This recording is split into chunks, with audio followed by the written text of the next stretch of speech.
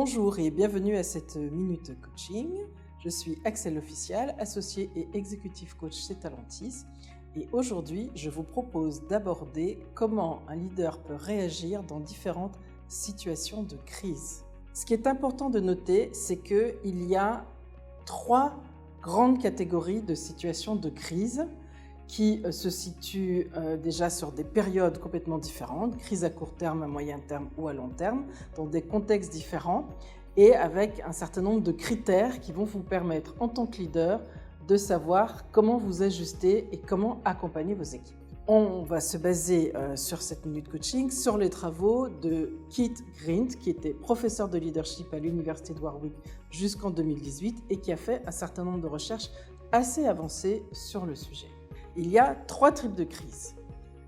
La crise de survie, la crise apprivoisable et la crise complexe et pernicieuse. La crise de survie, on va être dans une situation où il faut réagir vraiment immédiatement à très court terme. La situation à ce moment-là va demander une action immédiate et vraiment d'ordre plutôt hiérarchique du leader en mode command and control. C'est pas le moment de remettre en question les process qui ont été mis en place, l'autorité de la hiérarchie, etc. Et donc vraiment dans ces moments-là, le leader va réagir tout de suite, donner les ordres, transmettre et les équipes vont suivre. Dans le deuxième type de crise, la crise apprivoisable, on est plus sur une situation qui est à moyen terme. Une situation peut-être déjà connue, où on a des repères et du coup, on va pouvoir s'ajuster dans le temps. Donc, ce qui va être important à ce moment-là pour le leader, c'est de donner la direction, c'est de gérer avec les équipes, de diriger, de suivre, parce qu'on est quand même dans une situation de crise, donc de suivre ce qui se passe et éventuellement d'ajuster. On pourrait prendre un exemple très concret, avec le confinement à Shanghai, tout à coup une société se retrouve sans approvisionnement sur un élément clé dans sa chaîne de fabrication parce que le fournisseur à Shanghai ne peut plus expédier. Donc là, on a une situation où on a à peu près des repères, ça va durer un certain temps et du coup, ce qui va être important, c'est de revoir la chaîne logistique, trouver un autre fournisseur. On n'est pas complètement sûr en même temps non plus de la durée du confinement à Shanghai.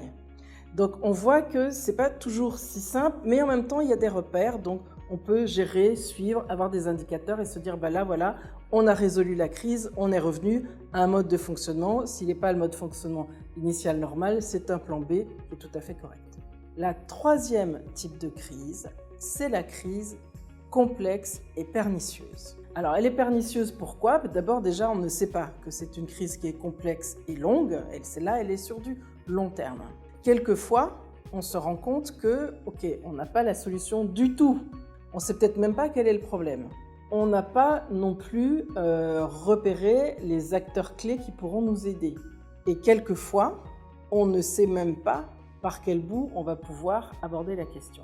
Alors la crise Covid est un exemple parfait, mais si on rentre même plus dans le détail, c'est comment à ce moment-là, on va pouvoir trouver une solution à moyen terme. Et là, il va être important sur des enjeux stratégiques de se poser à plusieurs, de réfléchir, de co-construire. C'est impossible de suivre un process parce qu'en réalité, il n'y en a pas pour ce type de situation. C'est une situation complètement inconnue. On réfléchit ensemble et à un moment donné, on va s'engager dans une voie, mais ça veut dire que le leader va aider les équipes et avec ces équipes, être en permanence à l'affût de est-ce que la voie qui a été prise est la bonne ?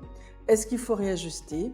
Et donc, ça demande beaucoup d'écoute, ça demande beaucoup de communication, ça demande de l'humilité, ça demande d'oser dire que je ne sais pas.